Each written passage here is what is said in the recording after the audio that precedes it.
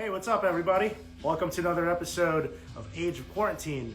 I'm your host, Chris Enriquez. You can follow me at Chris Enriquez Drums, and if you like what you see and you want to watch past episodes, you can watch past episodes on YouTube. Some of them are on my channel if you look up Christopher Enriquez. Some of them are on the Revolver Magazine YouTube channel.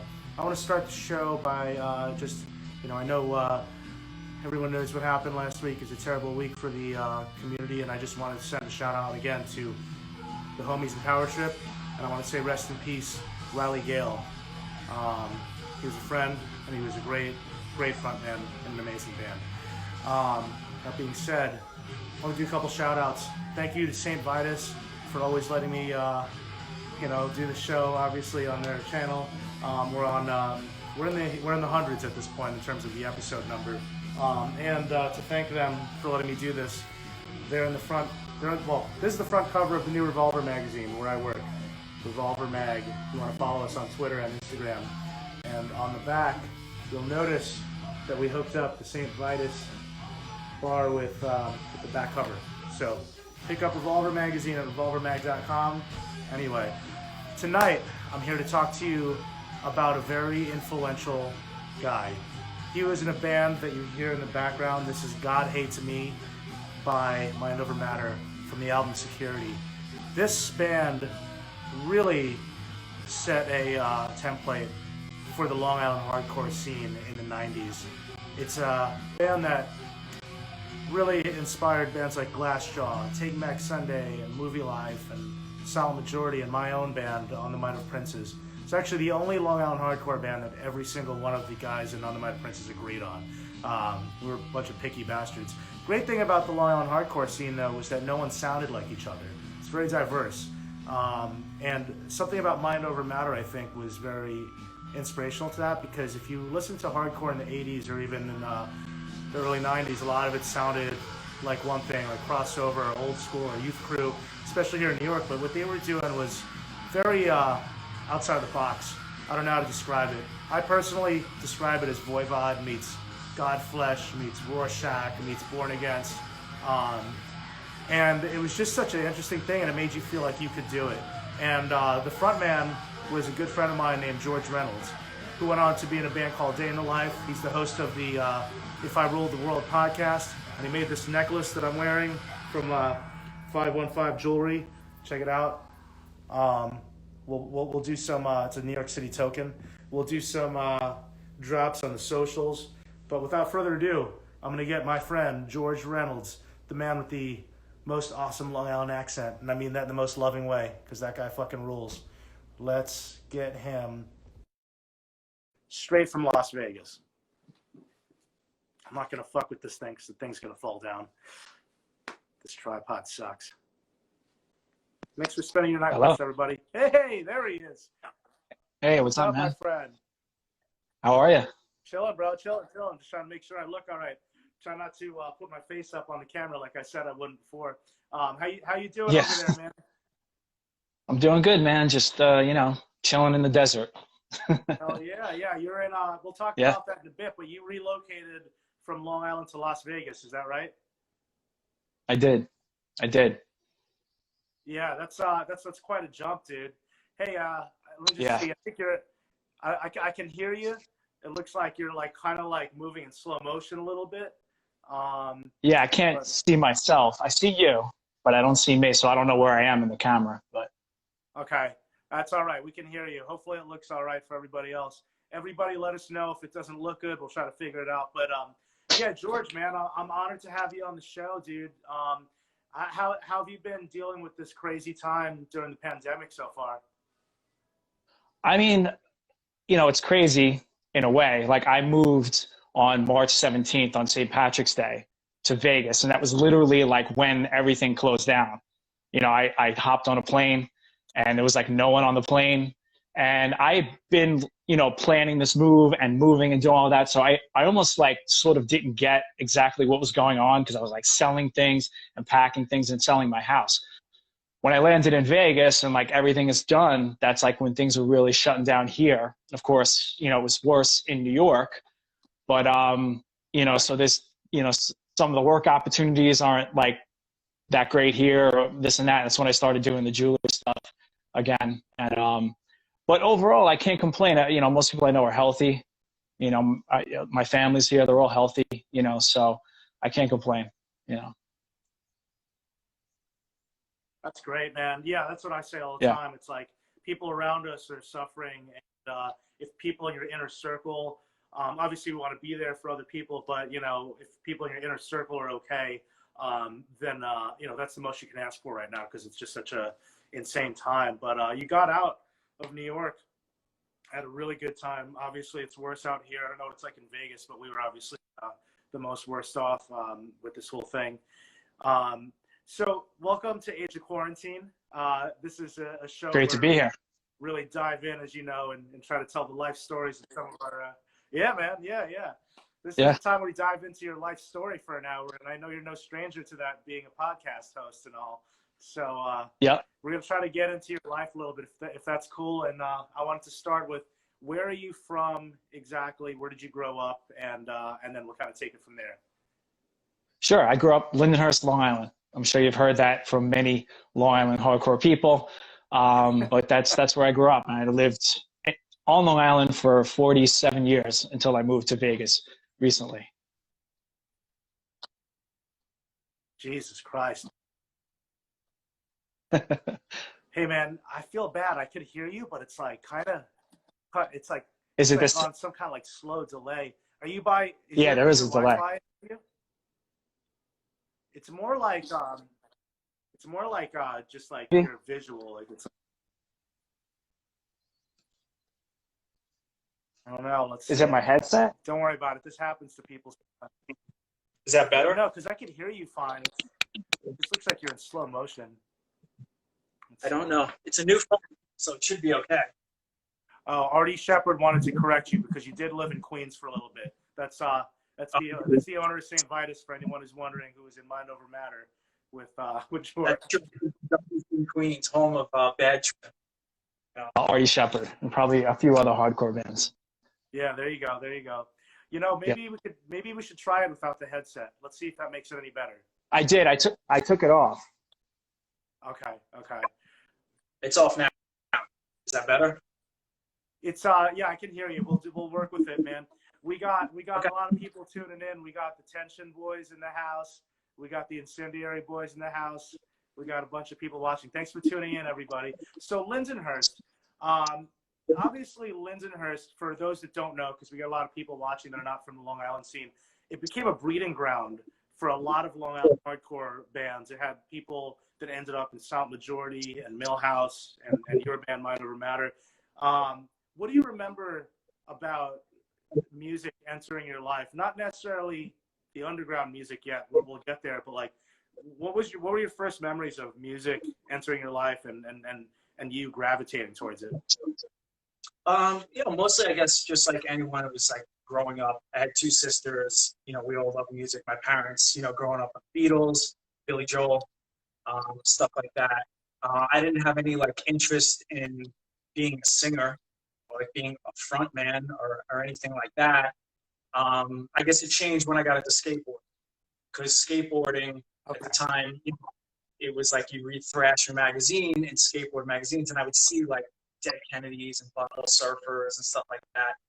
And a friend of mine that was into punk, I sort of got him into skateboarding, and then he got me into punk. He'd give me tapes, and I would teach him tricks. And, we sort of like shared. And that's when I started getting more into like punk rock and hardcore at like 13, 14 years old. But I still didn't want to be a singer. It really wasn't like in the cards. Right, you but, were just a fan of it. Yeah, I mean, it was just, there's nothing, I could say one of those like light bulb moments is when you walk into a club and you see 50 kids pile on the singer of a hardcore band. I mean, just never saw that before. It wasn't on TV. It wasn't, so seeing that was just like, whoa, what's going on here, And that started to change. And then once you hear bands and you hear like, hey, they can't sing. I can't sing. Let's sing. Right. Makes you feel like you can do it.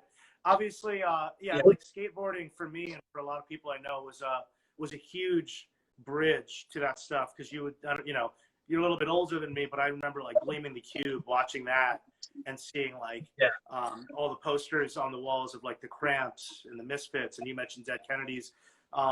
That used to be a huge thing. Were you? Would you say that like you gravitated towards alternative culture because you were an angry kid, or was it just like what you were doing for fun? Yeah, I think, that has something to do with it because, I mean, the first attraction is like violence. You're seeing fights and you're seeing, there's testosterone and there's all these things that, maybe later on as things go on, you learn a little bit more about unity and like the good and the upside of like politics and stuff. But the first things are just visceral reactions. So maybe like matching how you feel because maybe that people that played football, that was how they got certain things out, but me and my friends weren't into sports. And just sort of the surface level, like that looks cool. Oh my God, that guy has a mobile. Oh my God, that guy has a shaved head, chains. And you just get to learn the subculture and it's exciting, so you get into this subversive thing. So I think that's really what like pulled me in is just sort of like the visceral stuff. And then it turned into like a little deeper once you start hearing lyrics and some bigger ideas than what you can just get from like to the club. Yeah, absolutely. What year was that you were starting to go to shows? You said you were 13, 14. Do you know what year that was? It was 1988. It was actually April of 1988. I saw, was at Hunter College. I saw False Prophets and Apple. And it was a couple of, maybe Noise, it was like a couple of punk bands like that. It was Rock Against Racism. And then the first hardcore show I saw was Token Entry and In Your Face, Sundance, Long Island. So I was like 14, just turning 15. Wow, that's like kind of a second wave, I guess, like right around the crossover period, probably, 1988. Yep. Really interesting time and Token Entry actually, well, they kind of remained, I guess, still in that core of how they originally sounded when they started throughout their whole career. Yeah. That's a great first show to be introduced to. Yeah. Now, when did you start like noticing something in Long Island in terms of like, I know back in the day I wasn't around, but it was like there was Crumbsuckers and Neglect and the Nihilistics, bands like that. Like what was going on in the Long Island hardcore scene when you started coming into it? I mean, mostly the band that I saw a lot from Long Island was In Your Face, which Ernie from Token Entry was in, but Mark from he was in Big Sniff later, but he was in Your Face, and that was a Long Island band that we knew were from Long Island. But there were other bands like Crackdown, which I didn't really know was from Long Island because you just mostly saw them in New York City. They were part of like New York City hardcore and that comp.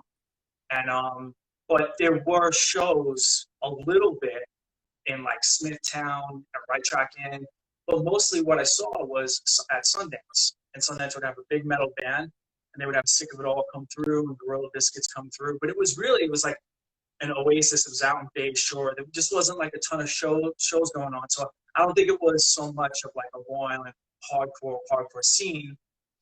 Maybe there were things going on that I wasn't aware of that maybe Mark could tell you. But from just what I saw at that age, that's really what it was. Your best bet was to either play Sundance and hook up with one of those bands or play New York City. And that's where Long Island hardcore was, at that time. Arguably, Mind Over Matter was sort of like the first band for the let's call it the Long Island scene 2.0, where you have your kind of like spawns off of into like VOD, Silent Majority, all that stuff. Now, what do you like? When did Mind Over Matter start? How did it start? And if you have to take me back into like maybe like how you got involved with singing first, whatever the order of events is, kind of walk me through that.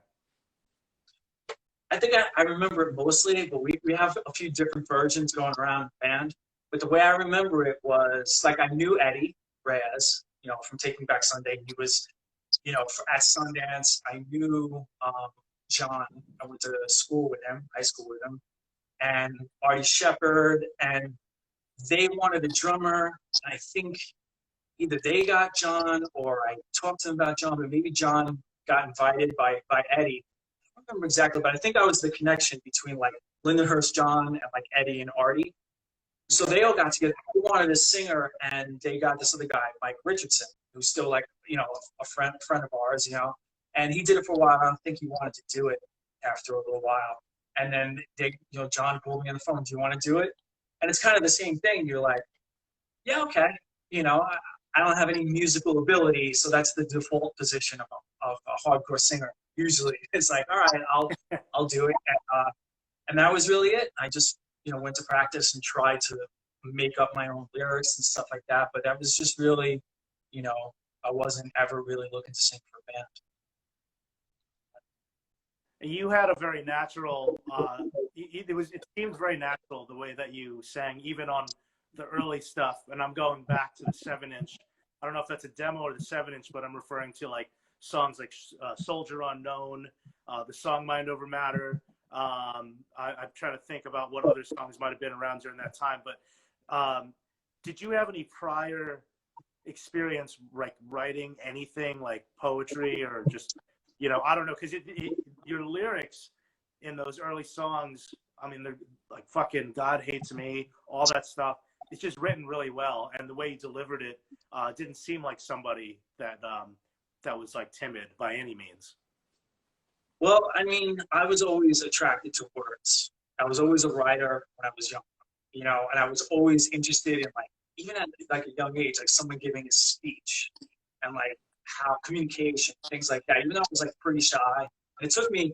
I mean, you probably saw me later in Mind Over Matter, which was still kind of early. But the first year, I didn't know what I was doing really on stage. I had that first year.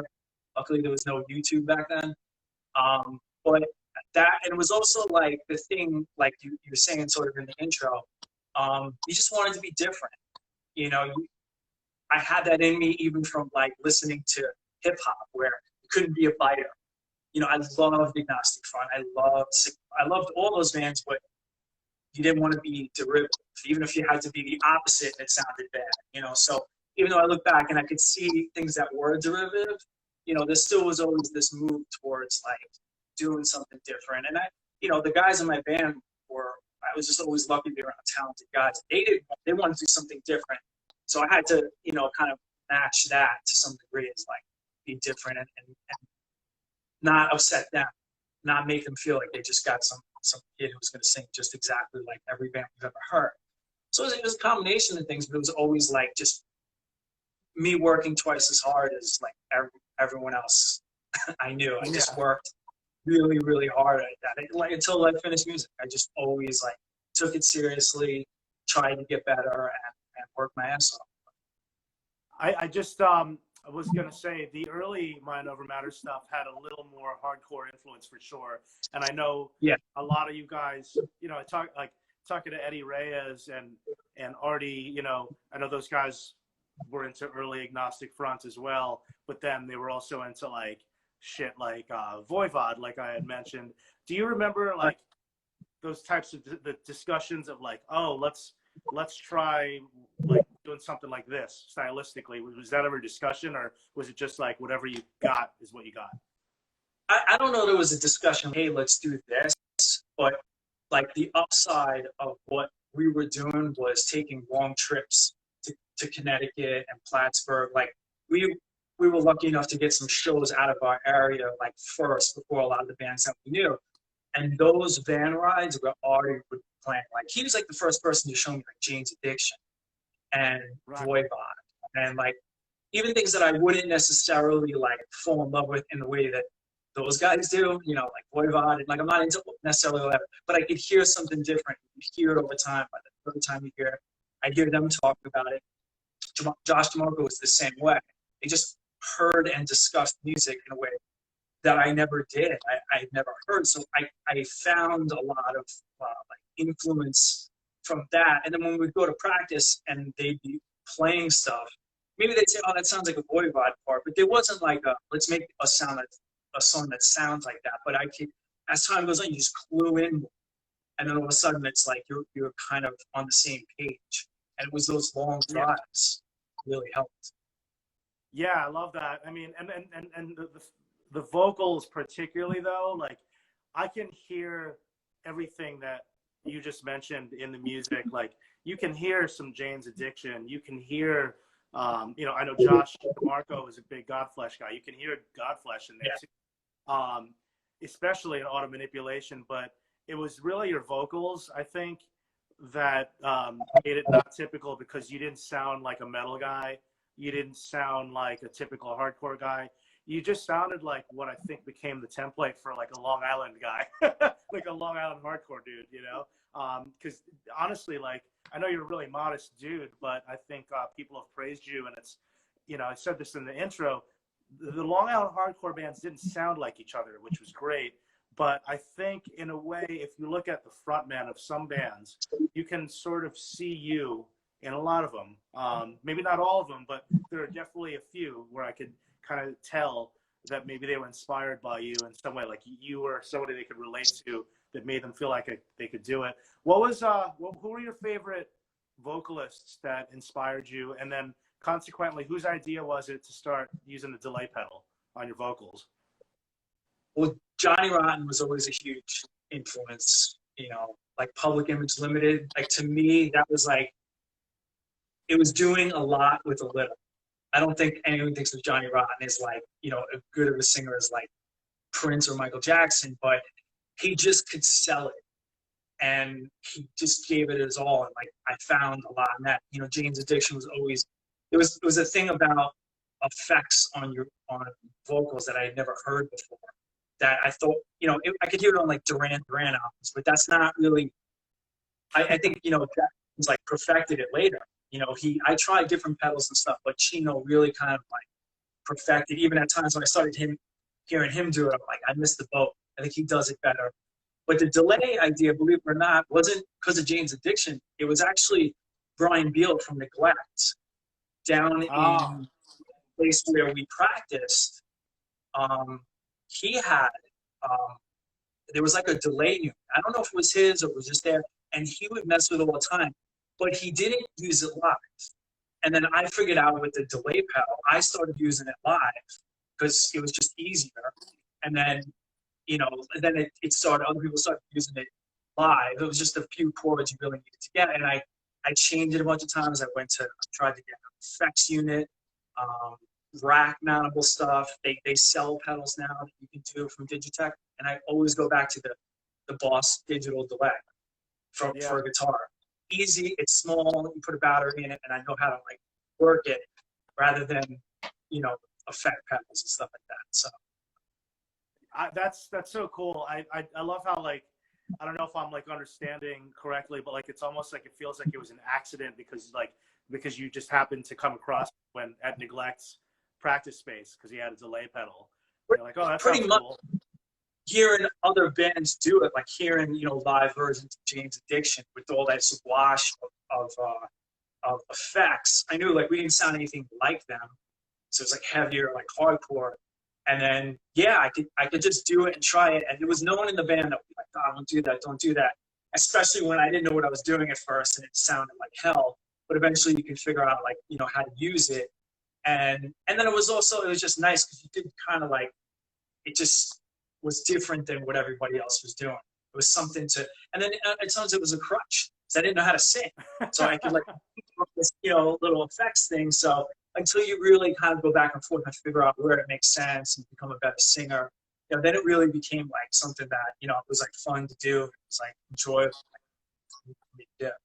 Well, right. Yeah, I get that, and I can kind of actually hear the Johnny Rotten Public Image influence when you mention that, and I know you're a fan, and that Artie's a fan, and in the way that like he kind of just shouts a lot the whole time, and there's some vocal effect, and there's a lot of repetition. It's almost like spoken word, but not. You know what I mean? And he just owns it. Yeah. Yeah. Now. Yeah. I like the yelling aspect of it. We knew hardcore. We knew what that was. That yelling. I know that, you know, box. But I saw Johnny Rotten is doing it like in key, like hitting notes, but he wasn't singing, and that like was a big influence because like that is so powerful to me beyond just For sure. yelling. Yeah. Yeah, yeah, and I feel like Guy Picotto from Fugazi had a similar thing in the way that he would attack stuff, which was very. You could hear that influence too, the Fugazi influence, and not only Fugazi. I mean, in Mind Over Matter, the way that you delivered vocals, but also in other bands like Clockwise, for sure. Probably a bunch of other ones that I'm just like kind of blanking on, but. You were on Wreckage Records. That was a label that ended up putting out a lot of really cool bands in Long Island and New York, and then Exit, which was kind of part of that. What do you remember about Wreckage Records that you could share? Because that became a kind of like a hub or like a playing field for everybody. How did that whole thing start? That relationship? Talk about that a bit. I mailed them a demo. It was just like you did back then. You Maxell tape and just mail it to labels. But we didn't sound like other bands, and I didn't think a New York City-based label would ever be interested because of stuff that was coming out of there had a similar vein, and we were doing something different. Plus, it was like a stigma to grow up on. You know what I mean? I don't know that you just go and like mention that at that time. So. But they liked it. They called us, and we went. I remember they lived on West Broadway, and after we were done, and they said they were going to put out a 7-inch. We have to record. We had 2 songs from the demo and 2 more songs we had to record. And when we walked down the street, I think I was 19 or something like that. We were jumping up and down. We couldn't believe like someone was going to put out, And it was like the label itself. Like they had Yuppie Side, which we loved. And we could see that they understood. They took seriously, like, what we were thinking. They got the Long Island thing, like, in a way that other people dismissed. They understood, like, what was going on. They came out to the Angle and saw us play on Long Island. So they kind of saw, like, this suburban thing to take seriously instead of just being like, oh, these kids, they don't, we had a lot to say. We had a lot going on, and they took it seriously. So it was, and they were really organized, and they had like filing cabinets and stuff, and they just had like that we hadn't. A lot of people that put out records, it's like a kid with like a tax return. You know what I mean? And then it's like that's what would happen. Things would get held up. So they were true to their word a lot, and they, I don't really have any complaints about anything. They were awesome. Yeah, man. Absolutely. Was that 7-inch the one that I was referring to with Soldier Unknown? And yeah, that was the one. Yeah. So that was with Eddie Reyes was still with you at that point. Yeah. Okay. And so then were you guys the first Long Island band to kind of open up the floodgates in the Wreckage world for everybody else? Did that happen like kind of after you guys? We were first on Wreckage. And then I guess maybe Neglect 7-inch came out after that. Hang in there, yeah. Well, the LSS. Oh, okay. That's 7. So they saw a lot of bands coming from it, and then they did Exit Records, which was like a subsidiary that had Trip Face, and they saw that what the bands were doing and these shows, and they, like in one way it was funny because they would just they never been to Long Island. Like Pablo was from Germany. Amber was 2 people that owned the label. They're from New York City. Like they didn't come out. So they thought of Long Island as like almost like an after school special. It was just like the Angle was like right in the middle, and we all lived right around there. We all hung out, and everything was like, So it was interesting to hear their thing, but they got it and they took seriously. They put out Sound Majority. Yeah. They never took it. Yeah, Life of the Spectator, and they, already produced, Sons of Abraham, and so they really saw something that, a lot of people just didn't. They didn't take it seriously. A lot of people didn't connect dots in that way. Like we all kind of like knew something special was going on, but that's us talking to each other. No, absolutely, and I guess what's cool about that is that eventually, and I still want to stay here, but eventually there was a compilation with all of the bands that ended up signing that was called Mindset Overall. So it kind of was like you guys were the fucking kings, you know what I mean, of that whole thing at the time when you were around. And a lot of bands owe so much to you for opening up that door. So you recorded with Don Fury. What do you remember about, what was it like working with Don Fury on Security and that first 7-inch? You know, Don is he's very used to people who don't know how to play their instruments and getting them like in tune, putting a click track on it. Like a lot of those bands like Youth of Today, and you know, these are great bands, but essentially they were kids like that just didn't know how to play their instruments but had something to say.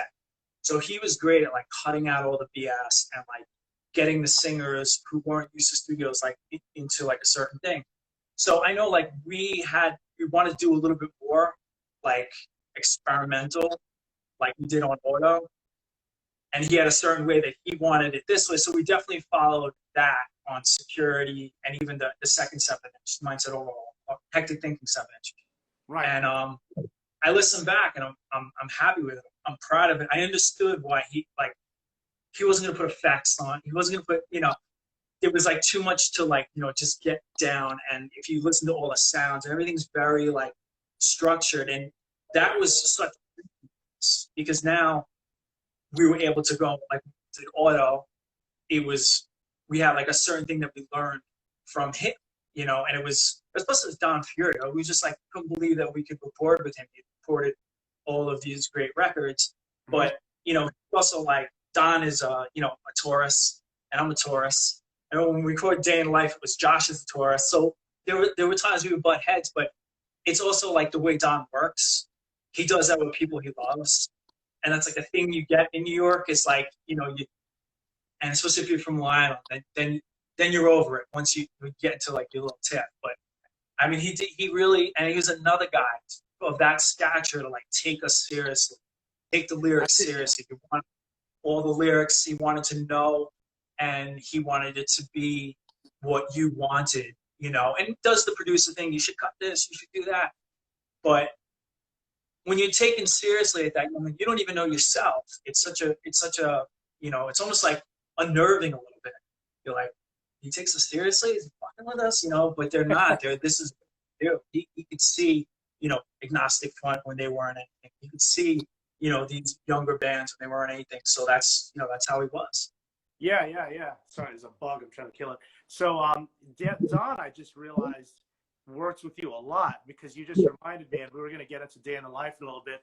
I want to talk about that, because there's actually a lot of people that were excited about DayinTheLife that were not from the Long Island scene. Some who were watching, some who had reached out to me and said, yeah, I saw them with Seven Dust, or I saw them with Soulfly.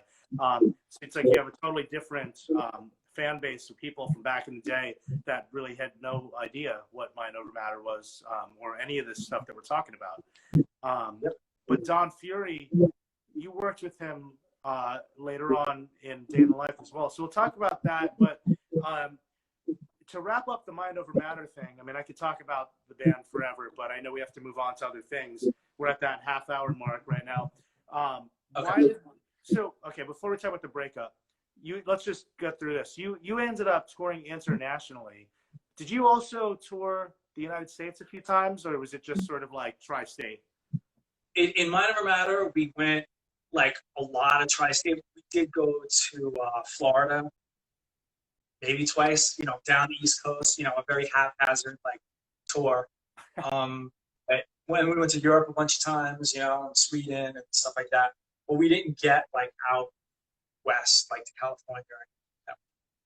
Okay. And then how did you end up getting the opportunity to tour abroad? And are you a teenager when that's happening, when you're touring abroad? I remember I turned 21 in Germany, so I do remember that. I think that was the second tour, so I think I was 20. You know, the first time we went there twice.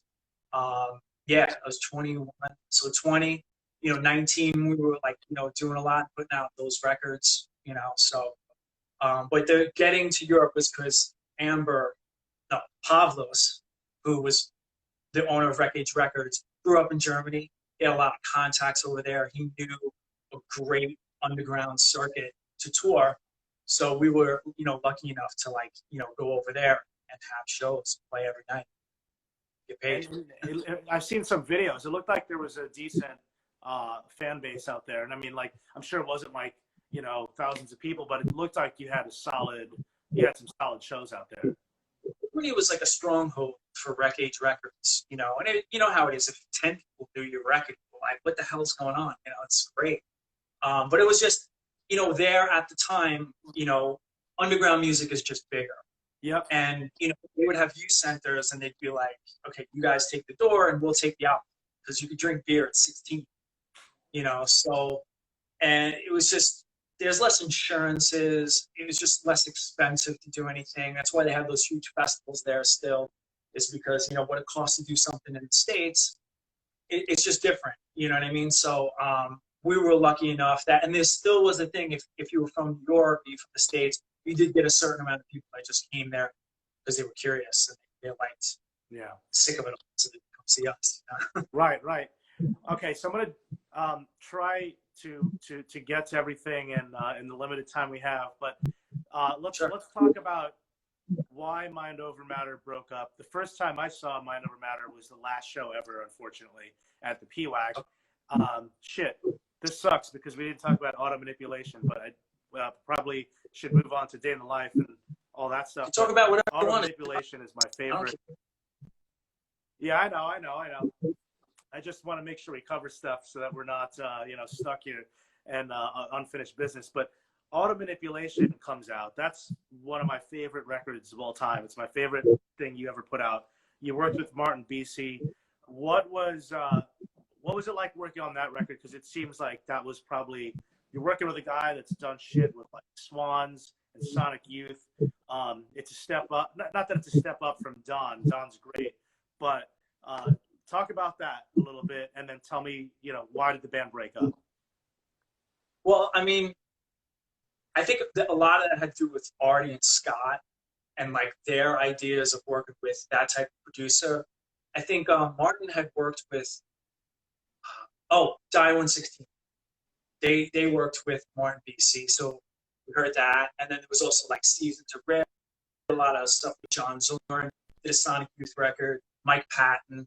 And they, really pushed for that. They were the ones, because that wasn't something I was thinking like, hey, we should go to this producer or that producer. That was more of like their idea, and it was a great idea. It was perfect for like where we were, because we were getting a little bit noisier. Like we were getting into Born Against and Rorschach and that, but we still also like weren't just screaming, and there was some musicality to it. So going to Martin was like a perfect thing. And it was perfect also because it was like we just had 6 days to do it. We had like a short amount of time to do it, and I had all the lyrics that I had like unfinished songs, and I had like all these different things. My lyrics burned in a car fire like just before all of that. It was just all this like manic energy walking into it, where I think if we had a month to do it, we would have had like an adrenaline drop and it wouldn't have come out as good. But we just went in there like crazy to like get it done. And Artie was also leaving for tour with Bad Trip, so I think he wasn't there like during like the last day of the mix. There was just all these things going on, and just where we were like, emotionally, the band and all that. It was just great coming up with these ideas, like the term auto manipulation, just writing these songs and all of it. It all just started like lining up. And meeting Martin, I never had a producer say like the vocals are the most important thing. He was like, we have to do this. We got to work on the vocals. He would be like, all right, I hear a delay on this fifth word. All right, I hear, a little bit more gain and like distortion over there. And I was like, that's great. He was coming up with ideas that were like right in line with, what I wanted to do, vocally, and just make it like a little bigger and wilder as far as like effects, but not sound like, a robot, So I didn't have that type of language. I didn't know how to do it exactly, but just talking to him, he would get it, and then he would make it cooler and make it right. So for me, it was, the best. It's probably the best recording experience I've ever had. Yeah, it's man. Just that type. And Josh DeMarco that was his first and only recording with you. and that dude is fucking nasty, man. He's playing in VOD right now for anyone watching that doesn't know. And he was also in Day in the Life. So let's talk about Day in the Life, because now you come out of Mind Over Matter. It's kind of like a cult following situation, underground thing. You end up in this band who end up signing with TVT Records, which is kind of like a major, and you end up on some pretty serious tours. Probably like in your career, I'm guessing this is like the biggest band you've ever been in, the biggest stuff you've ever done. I'm assuming you're playing at this point, like first time playing like to maybe 1,000 people, that kind of thing. Talk about how the band started, what the whole deal was, and how all this stuff ended up happening. Well, I mean, Don Fury got a label as a subsidiary of TVT Records, and Sean Roberts was the A&R guy. So we just, started DayinTheLife, Josh and I. Well, actually, Scott was going to be a part of it. I think maybe John was going to be a part of it, but it just worked out in the end. It was just like me and Josh, and we got a couple other players. And, we kind of actually really wanted to make it like better songwriting. Like, we loved auto, but we weren't going to do like another thing like that. We were looking at bands like Filter, and even when I heard Deftones, I was like, that's what I'm thinking, So Yeah. me and Josh were on the same page with that. And Don had signed Stillsuit. So Stillsuit was the first band, and luckily enough, Julian was the one who like took this we were on a compilation, like, pushed aside all the tapes in the office from TVT and like handed it to Sean Roberts, who kind of was new of Mind Over Matter, but was definitely like new hardcore. Don, of course, knew who I was, who Josh was. And, once again, like Don, I would say every step of everything I've ever done, Don's always taken interest. He's always like looked into it and like taken it seriously. So after a while, doing like a showcase and the shit you do, they signed us. So we had played maybe 10 shows. Like we weren't, we were just like writing stuff and just getting, but they needed another band. They wanted another, heavier band. And we got right in there, got signed. The record came out quick, got on tour quick. It was like a 4-month period. It was like never happened. And then, we went out with Testament and VOD, and, and because Seven Dust was on TBT, we had the same booking agent. We met them when they had first gotten signed. We got along really well. They took us out a ton of times, a Cold Chamber. We played all these huge metal shows, and it was phenomenal. It was a lot of fun, That's amazing, man. How did you, well, I guess you had fun with it. You just said it yourself. Like, I was going to ask you what that experience was like.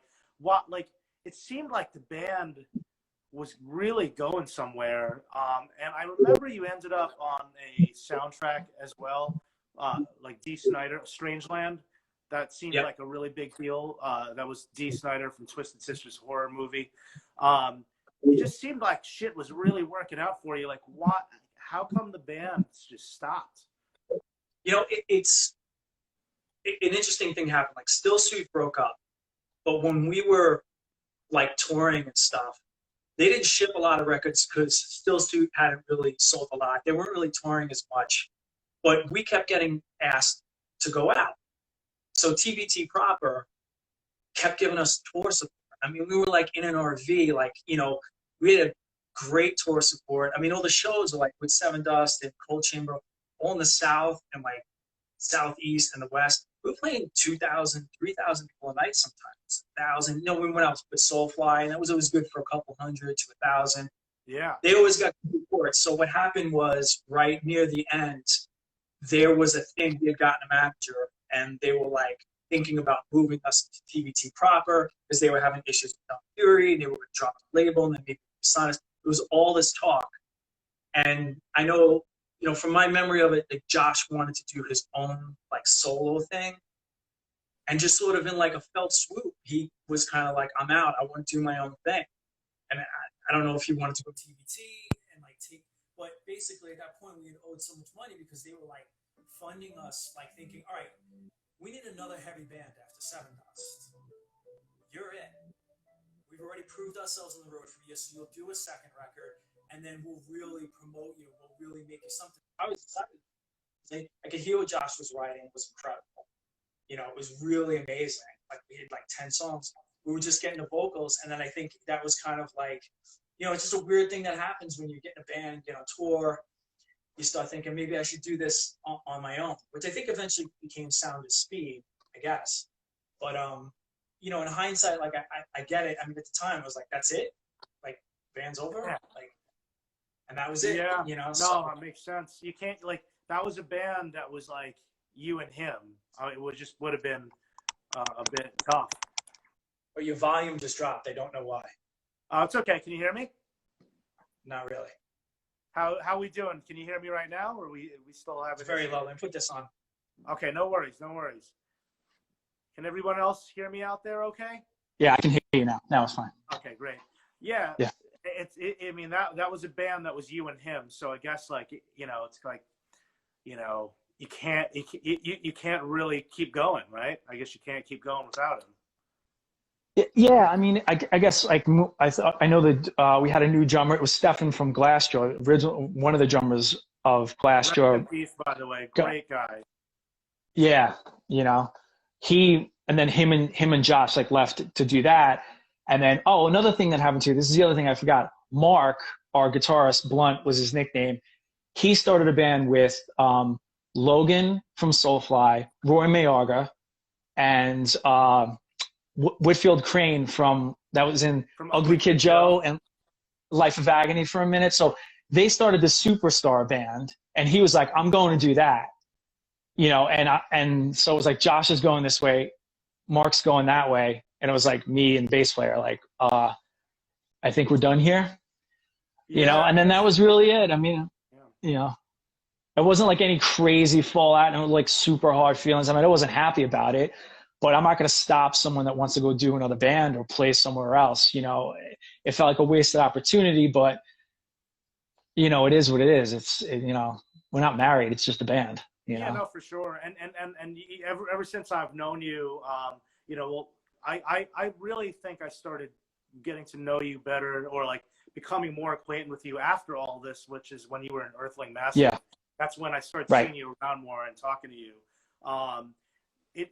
You're very modest, and I don't know if that you have like kind of like a Buddhist thing going on, which probably kind of is what keeps you centered, and I can really feel that energy when I talk to you.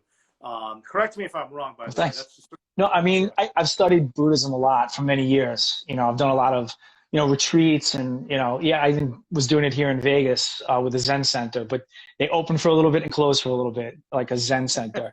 But yeah, a lot of that, like music is weird, art is weird, and especially if you're the singer, I mean, you get a lot of attention. And I can't remember exactly who told me it, but it was someone from another band, and it always made sense to me is, take what you do seriously, be serious about it, but don't take yourself so seriously. And when people praise you, if you're the singer of the band and you get praise, enjoy it. But the minute you start believing it, it's over. And I think that's really true. Like, I remember growing up, and we always had friends who would like downplay what they do. Nah, you'd be like, yo, good show. And they'd be like, nah, we sucked. So I won't do that either, because that's like exhausting, pulling someone out of that hole. So I'll be like, thanks.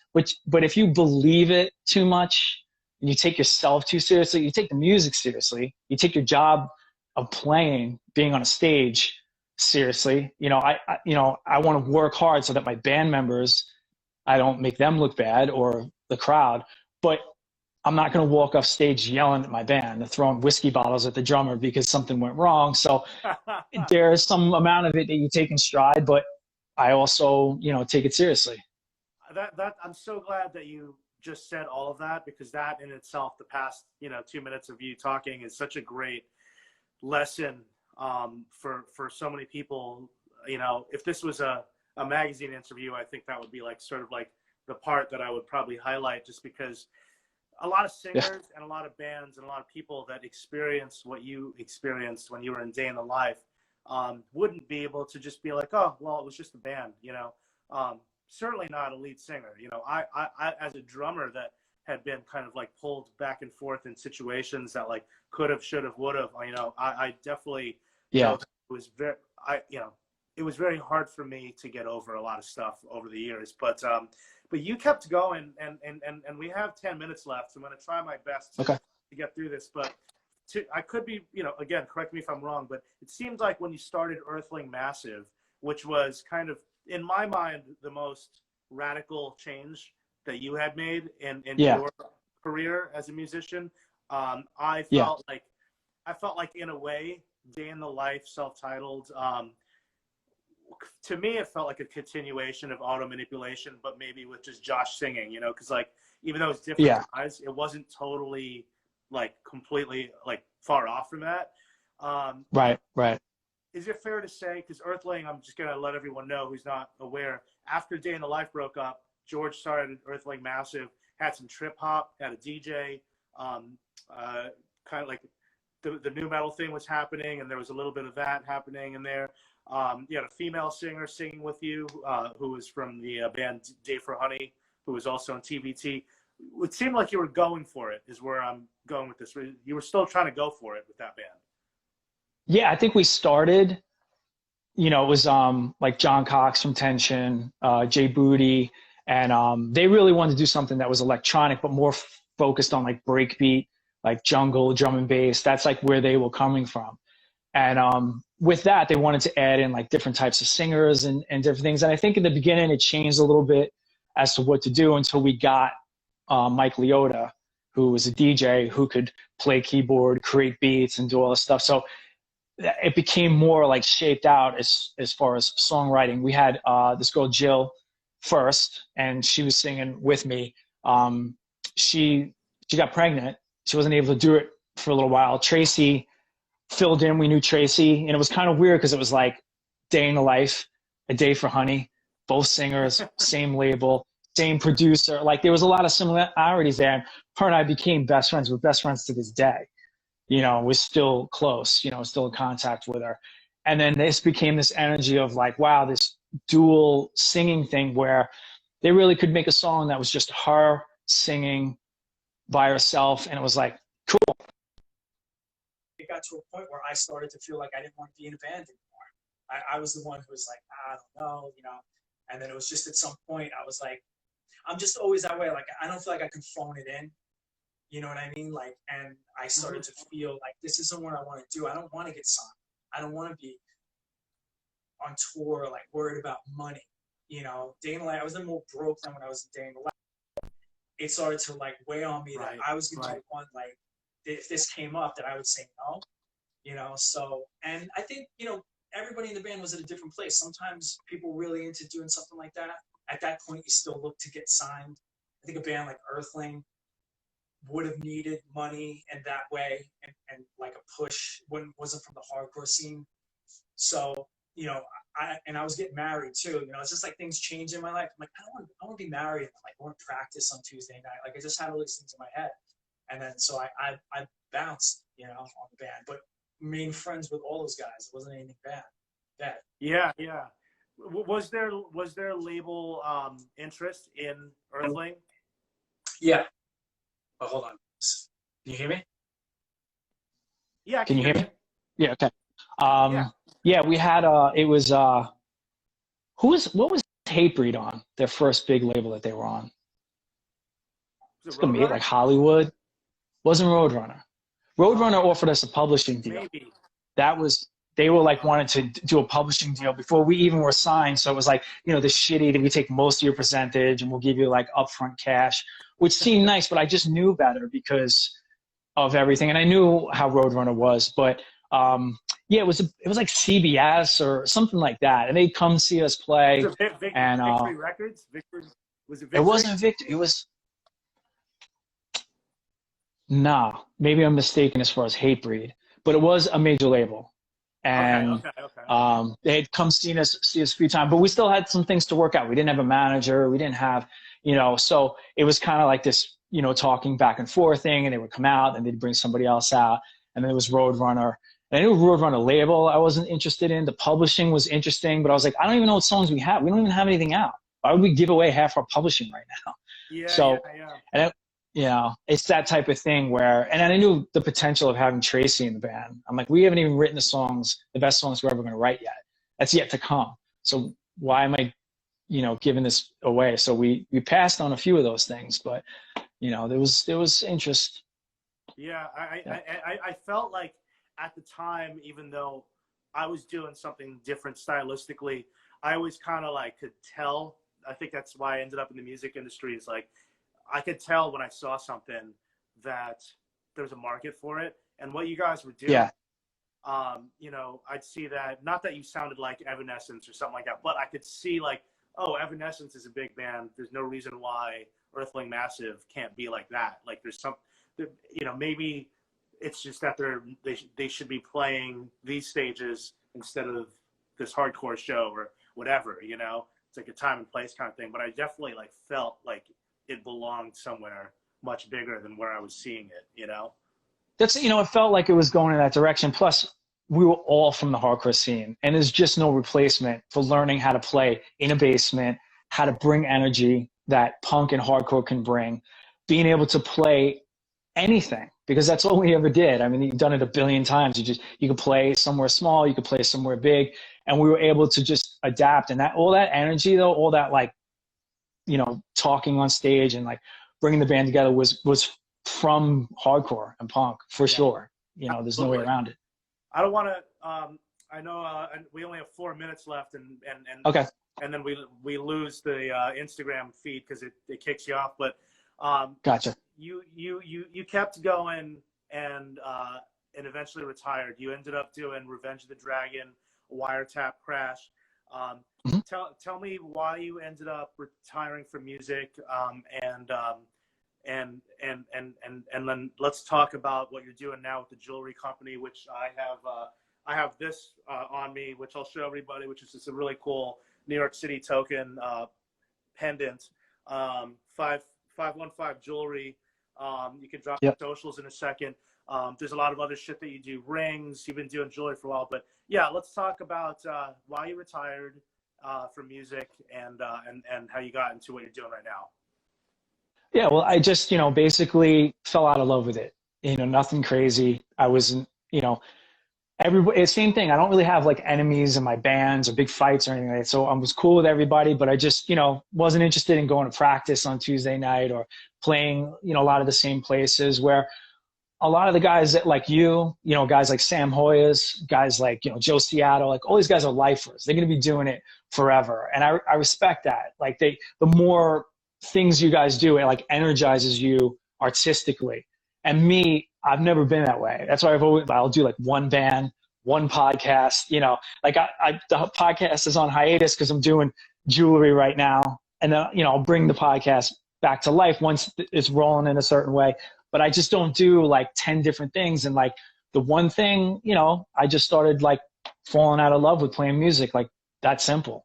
So, awesome. So you fell out of love with music, and then you ended up getting into the jewelry industry. So tell me how that happened. Well, I've always been in the jewelry industry. I've been a jeweler for more than 20 years. But, what I always did was more fine jewelry, which is engagement rings and gold and diamonds. And, I worked for myself for many years. But, that's like working for companies. They have their customers. Something breaks or they want a custom made.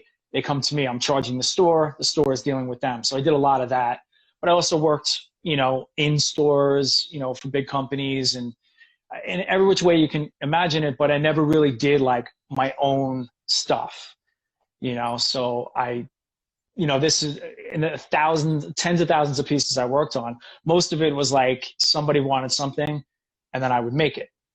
There was a lot of that and repairs, but this was like sort of born out of like, the girl I was dating, my girlfriend, she was basically like, I want a spoon ring at one point.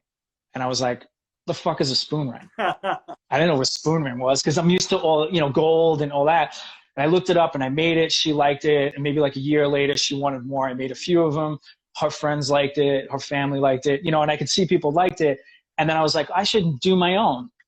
And then it wasn't until I moved here, being that the pandemic and everything shut down, I had started making stuff in New York. So I rented a little spot, a little tiny garage. I set up all my equipment And that was the idea, was that I had like a month to put together. I wanted to put together 47 pieces on 5/15. That's my birthday. That's my sister's birthday who had passed. Why it was 5/15 and not 5/16. This is your birthday and your sister's birthday who passed away. Right. And we were born on my dad's birthday. So that's 3 on 5/15. Wow. So I just like, I'll it's a perfect time because of everything that's shut down. So that's what happened. And I was like, I'll just start putting up all these things. And I made like 100 pieces and whittled them down. I worked there, 8 or 10 hours a day, making stuff and doing all different things. So that's really, how that came up. But I've been a jeweler for a really long time, all these years. Let's drop the socials and let everyone know where they. Sure. What's the handle on here for people to follow you as a jeweler? It's a 515 Jewelry Studio. Okay. Any spaces or anything like that? Or Oh no, it's not. You're right. It's 515_jewelry. Okay, there you go. Yeah.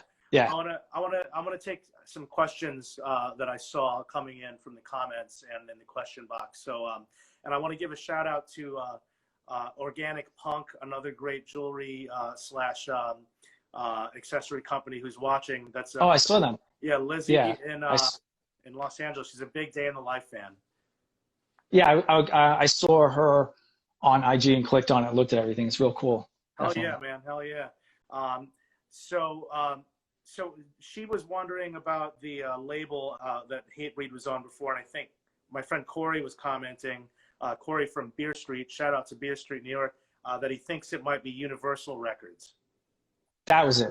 There you go, Lizzie. It's Universal. Yeah. And then we had a question from John Mee earlier that I'm just thinking now. Why do you think that Lindenhurst is a breeding ground for Long Island hardcore? Well, I mean, Lindenhurst, I went to Lindenhurst High School and I knew how it was there. A lot of that stuff comes out of like some form of like rejection. I don't think any one of us was in the in crowd.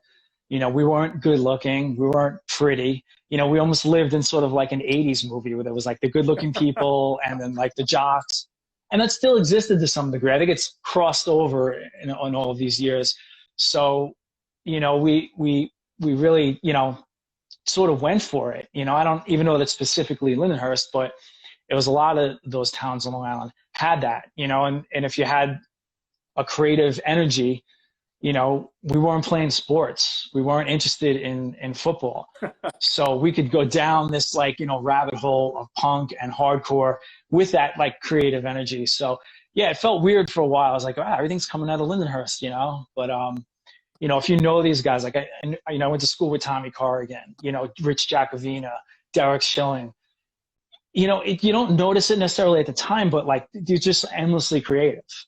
Tommy was like someone who could just like, just a storyteller in his own right. He's funny, like, Derek with the way he wrote, Rich Jacobina. I mean, it's just like an endless list of Lindenhurst guys. But I don't know exactly why everyone had all of this amount of like creativity. John LaFada at 17 was like a better drummer than most of the guys I knew, and just creative. So maybe there's something in the water. It's hard to say. Yeah. Shout out to Salt Majority right here. Tommy Corrigan's going to be on the next episode tomorrow of Age of Quarantine to continue the Long Island hardcore contingency, and he'll be interviewed by Artie Shepherd of Mind Over Matter. What were the reunions like? You did a few. Did you enjoy doing the Mind Over Matter reunions? Yeah, it was great. It was funny because in the beginning I was always like more into it. It was going to be like, 2 guys into it, 2 guys not. Like something like that. And someone would be like a tiebreaker. And then I was like, come on, let's do it. It's fun, And then like towards the end, I think I was a little bit more reluctant to do it, but it came up, for good reasons, like Rob McAllister and But the other thing was, it was just like, everybody has their own reasons whether they want to do it or not. Luckily most of the times we were on the same page. Overall, or 3 or 4 of them wanted to do it and I didn't, I'd be like, well, if you guys want to do it, I'll do it. And usually that's what would happen. It's like, well, all cool with each other still. You don't want to ruin anyone's fun. But like the last couple of times we were asked, I think we all were kind of like not interested, because I just felt like we've done them a lot. It landed on the right thing, which was the, Wild Fest. And then we did one at Artie's bar, at St. Vitus bar, so it just kind of made sense that, it's like a never say never. You never know if we would do it again. But, at this point, you're not really, it's just got to be fun. It's just got to make sense, so that's, Well, you also did Best Buy Theater, which is now PlayStation Theater with Glassjaw. And I got a question. Some people were putting him in the question mark box, but this guy did it the right way. What was it like? Okay, at GJ93, obviously a very big Glassjaw fan. What was it like working with Daryl and Justin on Material Control? And he had a follow-up question. Ask about Pompeii on Material Control, please. There you go. Yeah. Yeah, well, working with them is like working with the CIA. Everything's a secret. Everything is like, this crazy, quiet, So, Beck is really the one that I talked to the most about it. And Beck had contacted me, and we whittled down a day to do it. So I show up at his house, and he's not even there yet. And he pulls up, and his wife pulls up with a newborn baby. Like, she had birth that morning. And I was like, Beck, we could have done this another day. And he's a schedule guy. He's like, no, we have to get it done today. It's fine. It's our third kid. And then Daryl shows up a half an hour later. And the whole experience was like me and Daryl, like, stroking each other's ego for like 7 hours. And Daryl was like, here's what I want you to do. And he like records the harmony on it, records a double, records effect, records like 6 different things. And I'm like, I don't think you need me, dude. Like, it's done. Like, I don't even know where to go, because, they only showed me like one little part of it. I didn't hear the whole song. So, eventually I felt bad, because it's like, poor Beck has his parents upstairs, his in-laws, a newborn baby, and 2 idiots screaming in his studio. And it was like we were drinking, and, I think Daryl lit up a joint at one point, and it's like, and Beck's trying to be, like cool about everything. But so what took me 20 minutes took 7 hours, but it was fun just because I hadn't seen them in a long time. It was cool just like catching up. But what an honor. I was blown away that they would ask, and it was an honor to do. And I think the whole record is excellent. Yeah. And they've just always been really like that towards me, like, complimentary. In their interviews or just in what they do. So over the years, they've included, Earthling Massive, they included, Mind Over Matter, reunions, in a way that I know they're not like, they're very like, almost how Mind Over Matter was. Their world is like this, it's like Beck and Daryl. So to be invited into that, to sing on the record, I thought was an incredible honor, and I'm a fan. Like, I love Glassjaw. Yeah, Glassjaw is amazing. They changed my mind. Yeah. I love all the records, so it was like, yeah, man, I'll do it. Well, yeah, Glassjaw, I know, especially on Material Control, which, by the way, if that's the last time we hear you recorded on anything, then I guess that's a pretty cool thing to end off on for you, because you said that you kind of retired. But which I hope you don't. And I would love to do something with you. You should just seriously do something eventually. But if I want to, I will. I'm never like I don't want to do that. I'm too old. It has nothing to do with that. It's like, if I want to, I'll be the first person to be like, yeah, I'll do it. It's just, if I want to. I'm still waiting for my check from Glassjaw. They owe me $1. I had to sign away that I would be paid $1, and I still have not gotten my check from Beck for $1. Well, I remember, so I tried out on drums for Glassjaw right after that happened.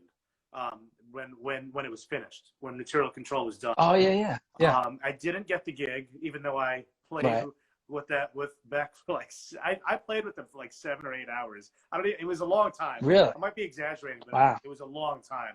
I'm gonna go on record and say it was 7 hours, but it was a couple hours.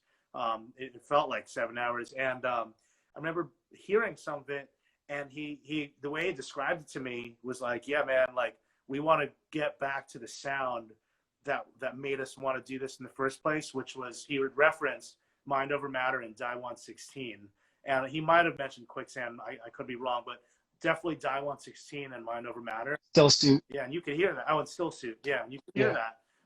It's super cool that that they are bringing back a style that nobody really makes anymore. That means something to us. Yeah. You know what I mean? So that's awesome. I'm glad we got to address. And they can do it, and they can make it sound their own too. When they said, you know, these are our influences, this is what we want to make the record sound like, I was like, all right, because I've kind of heard that before, you know. And then I heard it, I was like, oh, I see what you're saying. Yeah. You know, I could hear Still Suit or Diamonds, I could hear it, and then I was like, I wonder what they'll do on top of it vocally and all this stuff. And to me, it was like, that's great. That's not, you know, if you talk to Daryl's that guy that will say, I want to go in and I want to emulate something, and I want to, I like this. If you listen to all of his bands, that's what he likes to do, you know. So they get like really into it, obsessed with it, and like create, you know, music out of it. So I think it's an incredible record. It really is. Speaking of amazing bands, looks like we have Garden Variety joined us. I don't know which. Oh, nice. I don't know what member of Garden Variety that is, but what's up? Long time no see. Yeah. One of my favorite bands. They were one of the original bands we were playing with, you know, before, you know, Carol's Place and Oceanside. It was like Garden Variety and Neglect and Disciplinary Action. And like, you know, some of the bands, we all just switched places, you know.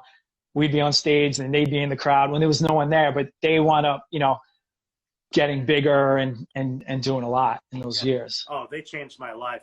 When I talk about the earliest bands that changed my life from Long Island, it's you guys and them. Unbelievable. I don't want to get off topic too much. You know, we should wrap it up in a sec, but let's talk about If I Ruled the World. So everybody watching, George and Sam Hoyos from the band Playing Dead, they've been doing a podcast called If I Ruled the World. They've had guests. You know, you could fill in the blanks, but some of the notable ones you've had, you had DMC, you had fucking Jessica Pimentel from Orange is the New Black, you had Glassjaw, Silent Majority. I mean, why don't you drop some names and talk about how it started? Chris Enriquez. Yes. Talk about how it started. Who are some of the people that have been on it, and what can we expect from the podcast in the future? Well, I mean, more guests that we had, you know, Mike Dowd, who's from the documentary The 7-5. We had Michael Allig, who was, you know, the club kid. My sister used to work for him when all that shit that went down in Limelight. Yeah, that was, you know, a crazy interview.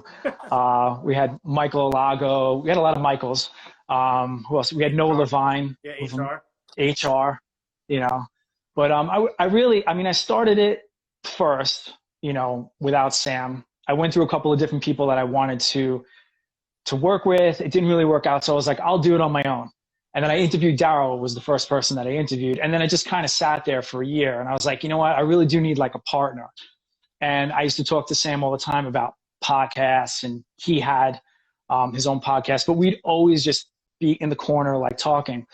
So I called him up to do it, and he was very much like, all right, man, I'll be the wingman. This is your podcast, blah, blah, blah, blah. But it didn't turn out like that. It was, you know, 50-50. Like, he was extraordinary part of getting it together. And he would do all the editing, and it was just easier to, like, there was some guests where he knew a lot, you know, hip hop, you know, we had Gore-Tex and Q-Unique, and he would just, you know, do most of those questions. If it was Jimmy Gestapo or something like that, I would do more. And he was just a great partner to work with, you know. So when I was moving, you know, we kind of like weren't sure what to do, but we didn't really talk about it that much. We handled it like two guys, like, didn't really talk about it. You know, like, maybe we'll do a Zoom thing. Little did we know the whole world was going to go towards doing that. But it was kind of like, I don't know if that's a good idea. But we slowed down because I was moving. And then just before we moved, I was like, hey, man, like, would you mind if I take the podcast? Only because I don't want it to just go to waste. Yeah. And he was like, yeah, I was afraid it was just going to shut down. Yeah. Because conceivably doing it like while he's in New York and I'm here, and he has his podcast and a bunch of different bands. So I was like, I can restart it here once I'm ready.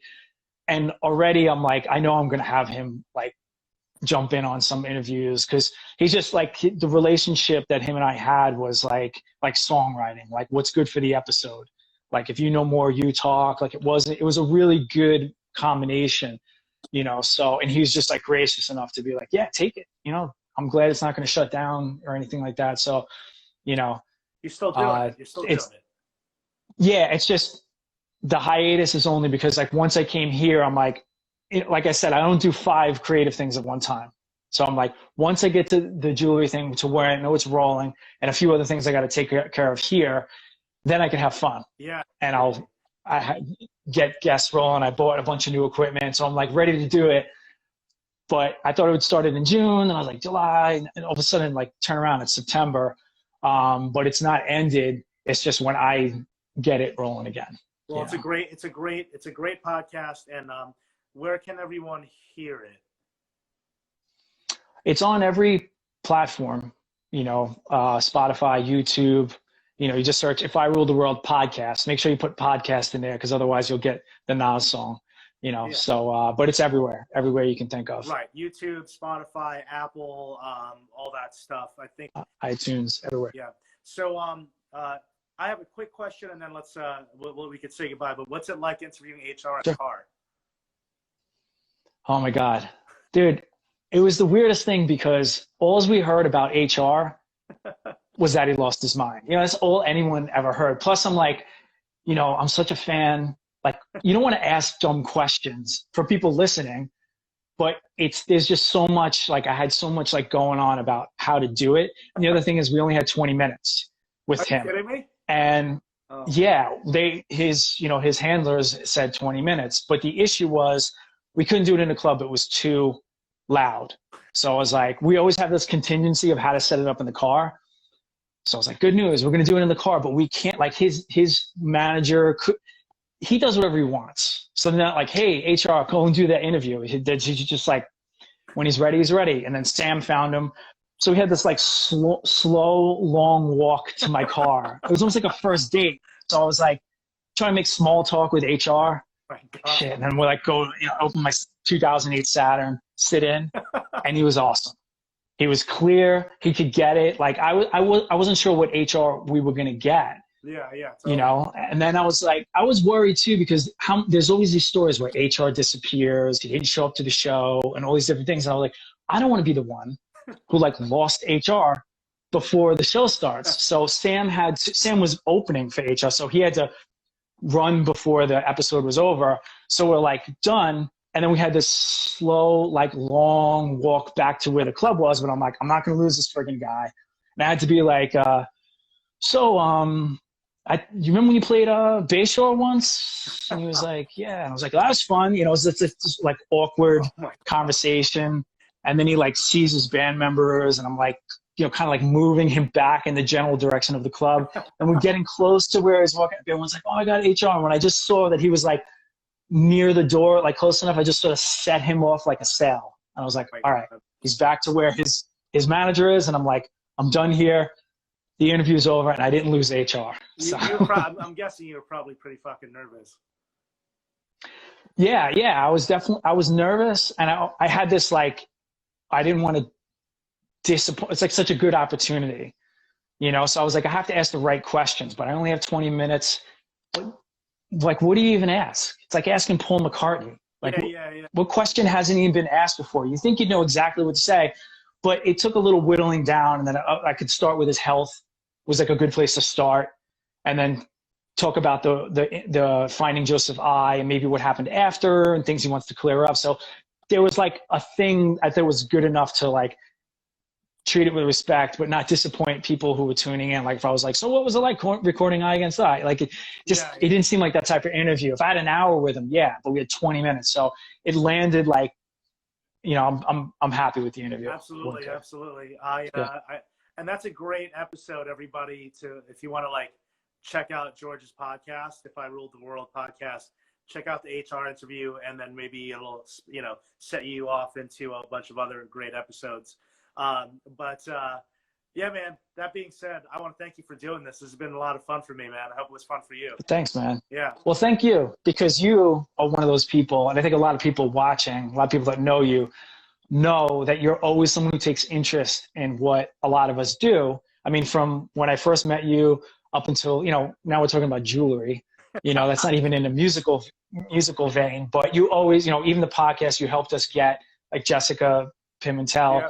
And over the years, there are people that will help you, but they're always looking for a return on their investment. They want to open up for you. They want this back from you. You've never been that way. You're always, I see how you help bands nobody knows to the biggest bands, whatever you feel. And it comes from a genuine place. And so I want to thank you, because you've always been like that. Even when I had, with my sister passing, I got a message from you, just, you've always been like, you're always stoked, right? That's the thing you always say. You're like the stoked guy. If I ever interview again, that's going to be the title of the episode. But so I just wanted to make sure I said that, because it's been a constant over the years, your inclusiveness and your looking out for other people. Hey, thanks so much, thank you, man. Well, I mean, you gave me a lot with your music and for being a dope dude, man. Shout out to everybody that watched. I see you guys out there. Thank you, Lizzie. Thank you to the Tension Boys and to Mitch, and I see Antonio dropping comments, and Corey. Really glad that we weren't alone here, and that we had a steady audience for the past hour and a half. Can't believe that we talked for 90 minutes, guys. Isn't that amazing? That's what happens. It's like an entire, like that. That was like the George Reynolds movie. We just did like a 90-minute movie. While we were. And I don't know how you can read comments. Like, how can you? I can't do that. Like, talk to you and read comments. That's like a skill I haven't learned yet. I mean, we're on like episode 130 something. So yeah, lots of Long Island people in the house. Everybody. Tommy Corrigan from Salt Majority will be on the show tomorrow on Age of Quarantine. This episode is part 1 and part 2 on St. Vitus Bar IGTV, and the whole thing's going to be on my YouTube channel within a week or two. So if you came in too late, the whole thing will be up online. And George, you rule. Everybody listen to Security and Auto Manipulation and the Day in the Life self-titled and just all the shit that George has done. It's all fucking good shit. And check out his jewelry at 515_jewelry on Instagram. Yeah. And look at that. Bill Meese talking about Local 7. He came into the conversation too late, man. But I saw Earthling Massive at Local 7 a lot. All right, cool, man. Yeah, we played with you. Yeah, that's right. Yo, stay safe out there. And you know why I'm you too, man. It's all that PMA. You know what I'm saying? That's right.